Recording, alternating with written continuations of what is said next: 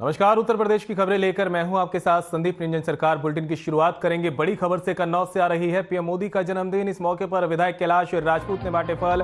तिरवा से विधायक है कैलाश राजपूत। सीएससी के स्वास्थ्य मेले पहुंचे विधायक कैलाश राजपूत ने जाना मरीजों का हाल। फल वितरण के दौरान बीजेपी कार्यकर्ता रहे मौजूद। तो बड़ी खबर आप तक पहुंचा रहे हैं, जहां पर पीएम मोदी के जन्मदिन के मौके पर अलग अलग कार्यक्रम यहां पर किए गए हैं। और अब इसी कड़ी में कन्नौज में भी विधायक कैलाश राजपूत ने फल बांटे हैं। तिरवा से कैलाश राजपूत विधायक हैं। सीएससी के स्वास्थ्य मेले पहुंचे विधायक और मरीजों का हाल जाना है, मरीजों से बातचीत की है। इस मौके पर बीजेपी के तमाम कार्यकर्ता भी उनके साथ मौजूद रहे।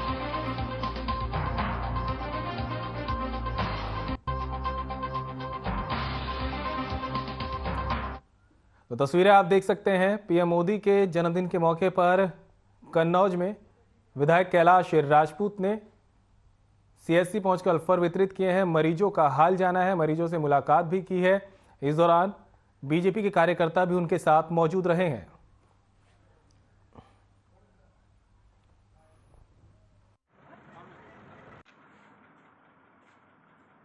विश्व के सर्वप्रिय नेता माननीय देश के प्रधानमंत्री मोदी जी का जन्मदिन है। उसी के उपलक्ष्य में भारतीय जनता पार्टी के द्वारा कई कार्यक्रम चलाए जा रहे हैं। उसमें अस्पताल में जो मरीज हैं उनके लिए फल वितरण और मंदिर में जाके पूजा अर्चना करके मोदी जी के लिए भगवान से प्रार्थना करना, इसके उपलक्ष्य में आज का कार्यक्रम है।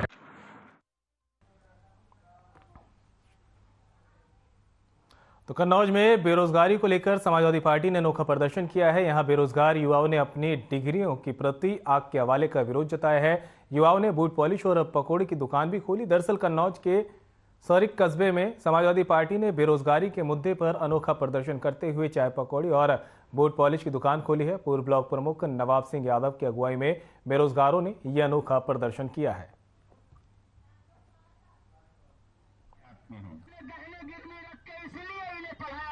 की मार से मारा जा रहा, तिल तिल मर रहा है। उसके माता पिता ने सपना देखा था, मेरा बेटा पढ़ लिख कर इंजीनियर, डॉक्टर, मास्टर बनेगा, लेकिन बेटे की किस्मत सत्ता में बैठे लोगों ने खत्म कर दी। आप पढ़ा लिखा नौजवान पूछिए इनकी डिग्री क्यों बतासे बेच रहे हैं, क्यों पंचर जोड़ रहे हैं, क्यों जूता चप्पल पॉलिश कर रहे हैं, क्यों सब्जी बेचने पे मजबूर हैं। अरे मोदी जी, नौजवानों की दिल की बात समझिए। हमने एमए किया है और प्रदर्शन ये बेरोजगारी दिवस है। आज जहां पर पूरा देश माननीय प्रधानमंत्री जी का जन्मदिन मना रहा है, हम पढ़े लिखे लोग, अभागे लोग आज यहां पर बेरोजगारी दिवस मना रहे हैं। विषय ये है कि आज हम क्यों मजबूर हुए बेरोजगारी दिवस मनाने पर। जब देश कोठियों में पलने वाले लोगों के राजनीति उनकी गुलाम हो जाए, युवा दर दर भटकने लगे रोजगार के लिए। हमारे पिता किसान हैं, उन्होंने ब्याज पे पैसे लेकर के फिर भी गहने रख करके हमें पढ़ाया है। और कन्नौज से इस बीच बड़ी खबर सामने आ रही है। जोरों पर चल रहा जुए और सट्टे का कारोबार। ब्रह्मदेव मंदिर लालपुर रोड पर चल रहा कारोबार। जुआ खेलने आते हैं आसपास के क्षेत्र के जुआरी। पुलिस ने आज तक नहीं की कोई कार्रवाई। एक अहाते में ये जुए का अड्डा चलाया जा रहा है। खबर आप तक पहुंचा रहे हैं, जहां पर जुए का कारोबार लगातार फल फूल रहा है और दूसरी तरफ पुलिस प्रशासन पर ये आरोप लगाए जा रहे हैं कि पुलिस के न तो अधिकारी न कर्मी वहां पर किसी तरह की देखरेख करने आते हैं, जुआ खेलने आते हैं आसपास के क्षेत्र के जुआरी। पुलिस ने आज तक कोई कार्रवाई इन पर नहीं की है। ये आरोप भी पुलिस पर लग रहे हैं। एक अहाते में ये जुए का अड्डा चलाया जा रहा है। कन्नौज से खबर पहुंचा रहे हैं आप तक, जहां पर जुए और सट्टे का कारोबार धड़ल्ले से चलाया जा रहा है। ब्रह्मदेव मंदिर लालपुर रोड पर ये जुए का खेल खेला जा रहा है।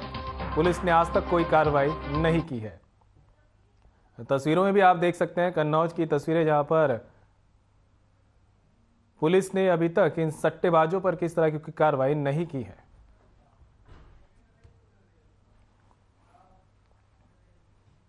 और खबर ललितपुर से है, जहां राज्य मंत्री रामकेश निषाद ने कागजों पर शिकायतों का निस्तारण को खेदजनक बताया है और अधिकारियों को निस्तारण सुनिश्चित करने के निर्देश दिए हैं।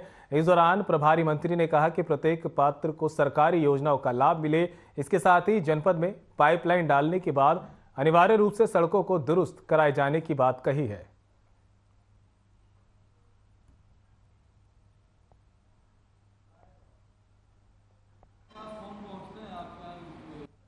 सर, एक जो जनरल मुद्दा है इस समय नगर पालिका की सुपरमार्केट की दुकान पर अवैध कब्जा किया गया है गैलरी पे, और उस पर 3 शटर लगा दी गई हैं।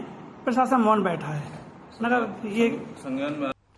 और अब बढ़ते हैं खबरों में आगे। खबर ललितपुर से है, जहां जिला प्रशासन के आदेश की सरेआम धज्जियां उड़ाई जा रही है। जहां प्रशासन ने सुपरमार्केट के अवैध कब्जा पर शटर लगाने के प्रकरण को संज्ञान में लेकर ताला खुलवाया था, जिसके बाद दबंग दुकानदार ने प्रशासन के आदेश की अवहेलना करते हुए दोबारा ताले लगा दिए। आरोप है कि नगर पालिका अधिशासी अधिकारी, नगर पालिका अध्यक्ष और कर्मचारियों की मिलीभगत से गैलरी पर अवैध कब्जा कराया गया था, जिसके बाद ये मामला तूल पकड़ने लगा। वहीं प्रशासन की अनदेखी से परेशान हरिबाबू शर्मा और अन्य अनशन पर बैठे हैं। साथ ही उन्होंने कल से अब आमरण अनशन की घोषणा भी कर दी है।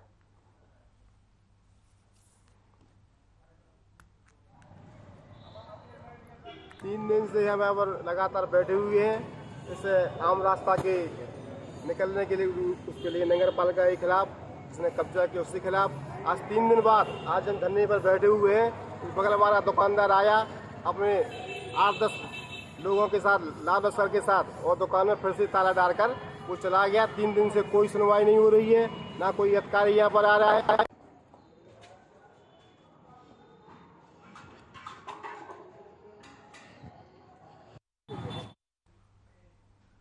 और केबी उपाध्याय ज्यादा जानकारी के लिए हमारे सहयोगी हमारे साथ जुड़ गए हैं। केबी, सबसे पहले तो आपसे जानेंगे कि आखिर ये पूरा मामला क्या है जो विवाद का रुख ले लिया है और बात अब आमरण अनशन तक पहुंच चुकी है।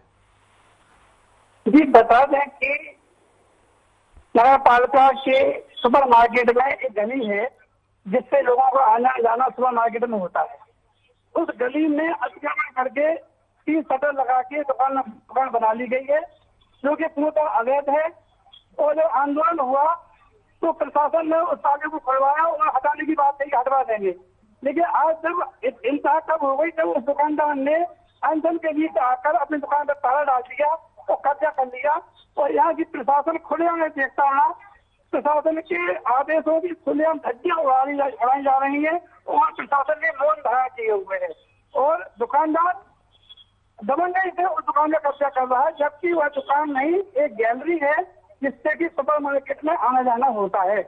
लेकिन नगर पालिका के यो और नगर पालिका अध्यक्ष की मिलीभगत से यह पूरा प्रकरण है, जो कि नाजायज, जिसके विरोध में विकास मंच काम कर रहा है। और लगातार कल उन्होंने आमरण अनशन की चेतावनी दी है। कुछ लोग कल से आमरण अनशन बैठेंगे, देखना है कि प्रशासन का क्या रुख होता है। जी चलिए, केबी उपाध्याय, तमाम जानकारी के लिए आपका बहुत बहुत शुक्रिया। नजर बनाए रखिएगा, आगे भी अपडेट इस खबर पर आपसे लेते रहेंगे। तो लखनऊ से इस बीच बड़ी खबर सामने आ रही है। जल्द हो सकता है मंत्रिमंडल विस्तार। सीएम ने राज्यपाल से की मुलाकात। मंत्रिमंडल विस्तार को लेकर हुई चर्चा। सूत्रों का कहना है मंत्रिमंडल विस्तार की मिली केंद्रीय सहमति ओपी राजभर को मिल सकती है बड़ी जिम्मेदारी। दारा सिंह चौहान को भी मिल सकती है जिम्मेदारी। तो ये बड़ी खबर आप तक पहुंचा रहे हैं। मंत्रिमंडल का जल्द विस्तार हो सकता है। आपको बता दें कि सीएम ने राज्यपाल से मुलाकात की है, जिसके बाद सूत्रों के हवाले से खबर आ रही है कि मंत्रिमंडल विस्तार को लेकर भी चर्चा की गई है। ओपी राजभर को भी कोई बड़ी जिम्मेदारी मंत्रिमंडल में मिल सकती है।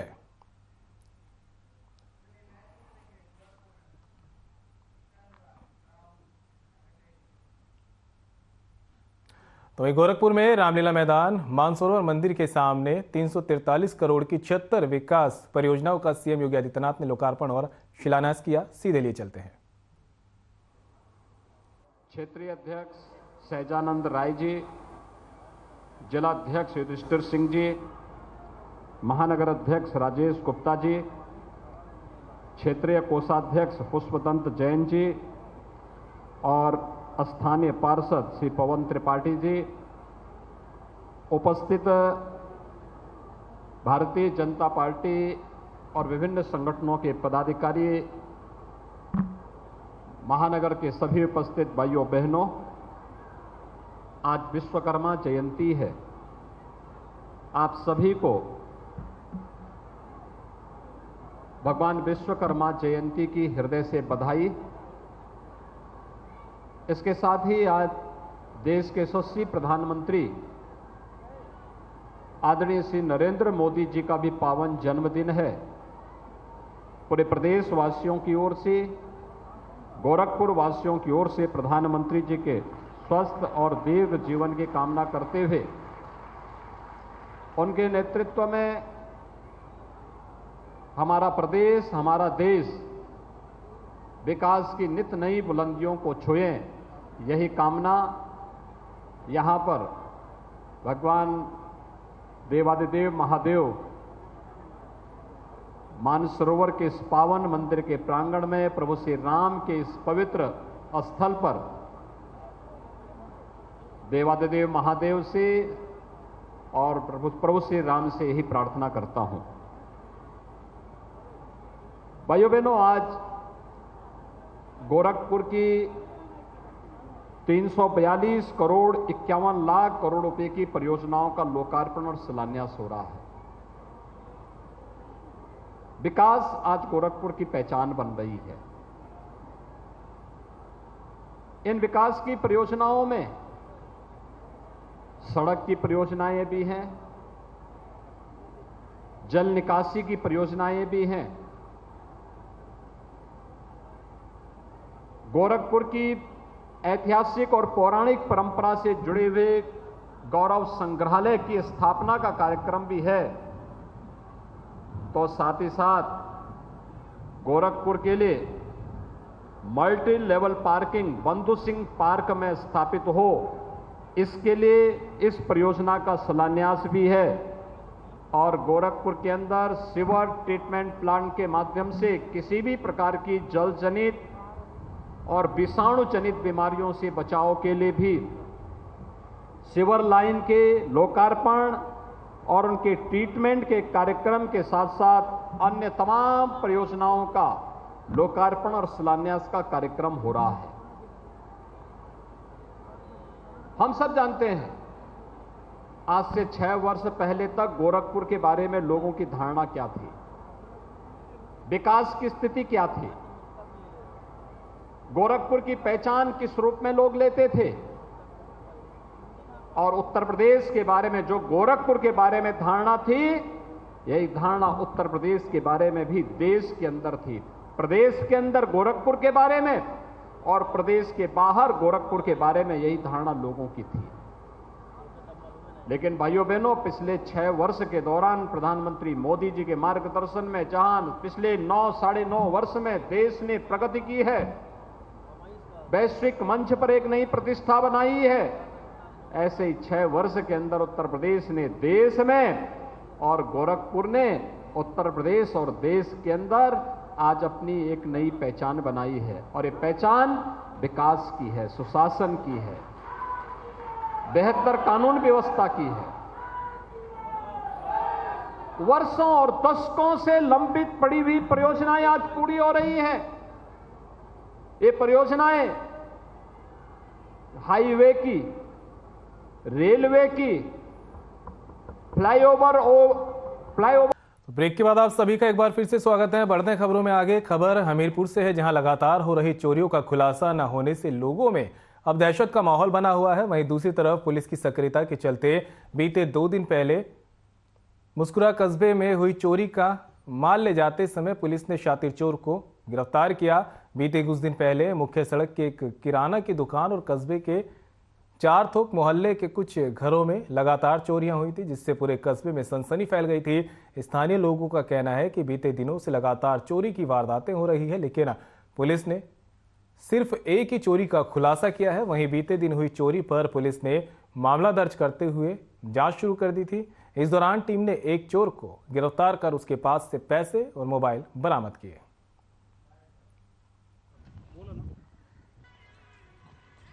अज्ञात चोरों द्वारा नकदी, mobile phone, ATM card, pan card और किराना की दुकान से खाने पीने का सामान, नकदियात चोरी किया गया था। जिसके संबंध में थाना मुस्करा पर अलग अलग अभियोग पंजीकृत किए गए, जिसमें मुस्करा पुलिस द्वारा अथक प्रयास करते हुए आज दिनांक 17/9/23 को मुखबिर की सूचना पर एक अभियुक्त श्याम बाबू और प्रदीप कुमार पुत्र अरविंद राजपूत निवासी कुर्रा थाना राठ को कस्बा मुस्करा से गिरफ्तार किया गया।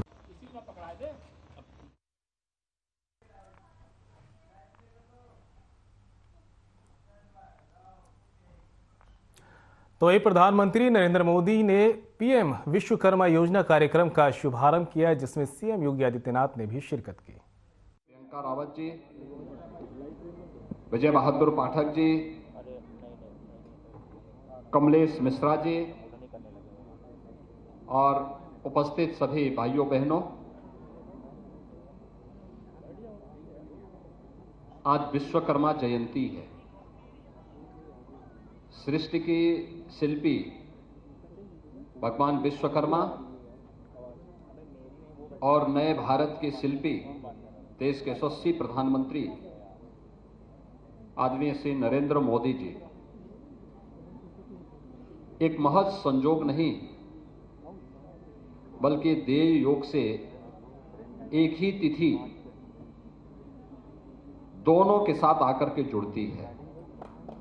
मैं इस अवसर पर पूरे प्रदेशवासियों को विश्वकर्मा जयंती की हृदय से बधाई देता हूं और देश के यशस्वी प्रधानमंत्री जी को उनके पावन जन्मदिन पर प्रदेशवासियों की ओर से हृदय से बधाई देता हूं। उनके स्वस्थ और दीर्घ जीवन के लिए शुभकामनाएं भी देता हूं। भाइयों बहनों, पिछले 9-9.5 वर्ष के अंदर हम सब ने बदलते हुए भारत को देखा है। एक ऐसा भारत जो 140 करोड़ लोगों की आशा और आकांक्षाओं का प्रतीक बनकर के दुनिया की एक महाशक्ति के रूप में उभर रहा है। जो भारत दुनिया के लिए और संपूर्ण मानवता के लिए आशा की एक नई किरण है। G20 के अभी हाल ही में संपन्न हुए समिट के माध्यम से वैश्विक स्तर पर भारत की ताकत का एहसास पूरी दुनिया ने किया है। प्रधानमंत्री जी का यशस्वी नेतृत्व है जिसका लोहा आज पूरी दुनिया मान रही है। आज जब प्रधानमंत्री जी के पावन जन्मदिन के अवसर पर हम सब एकत्र हुए हैं, अपनी शुभेच्छा और अपनी शुभकामना उनके प्रति हम सब व्यक्त कर रहे हैं। इस अवसर पर भारत के हस्तशिल्पी और कारीगरों के लिए प्रधानमंत्री मोदी जी एक नई योजना को शुभारंभ करने जा रहे हैं। आप देख रहे होंगे टेलीविजन के माध्यम से सामने की स्क्रीन में भी एक स्टॉल पर जाकर के उन हस्तशिल्पी और कारीगरों को प्रोत्साहन देना, उनके मनोबल को बढ़ाना और उनके माध्यम से एक आत्मनिर्भर भारत की परिकल्पना को एक नई ऊंचाई तक पहुंचाने का कार्य प्रधानमंत्री जी के द्वारा आज पीएम विश्वकर्मा योजना के माध्यम से कुछ ही देर में होने जा रहा है। इस अवसर पर प्रदेश की राजधानी लखनऊ में जो एक कार्यक्रम आज आयोजित हो रहा है, इस अवसर पर देश के लोकप्रिय रक्षा मंत्री माननीय श्री राजनाथ सिंह जी की उपस्थिति हम सब के सामने हुई है। वे लखनऊ के लोकप्रिय सांसद भी हैं। लखनऊ की विकास को सदैव अटल जी की भावनाओं के अनुरूप देश की सबसे बड़ी आबादी की राज्य की राजधानी के रूप में प्रस्तुत करने का जो अद्भुत कार्य उन्होंने अपने चमत्कारिक व्यक्तित्व और कृतित्व से किया है, इसके लिए लखनऊ वासियों की ओर से उनके प्रति आभार व्यक्त करते हुए मैं इस अवसर पर उनका हृदय से स्वागत करता हूं, अभिनंदन करता हूं। भाइयों बहनों, हम सब नए भारत के शिल्पी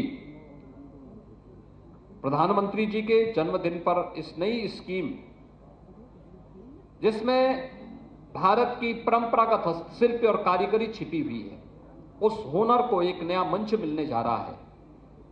इसके लिए सरकार ने अनेक कार्यक्रम तय किए हैं। 18 वर्ष से ऊपर का कोई भी ऐसा हस्तशिल्पी जो परंपरागत रूप से इस कार्यक्रम के साथ जुड़ा हुआ है, इसके लिए पात्रता की श्रेणी में होगा।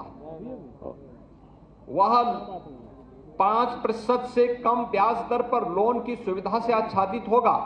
पहले चरण में 1 लाख, दूसरे चरण में 2 लाख, बशर्ते उस परिवार का कोई सदस्य सरकारी सेवा में न हो। एक बड़ी स्कीम है।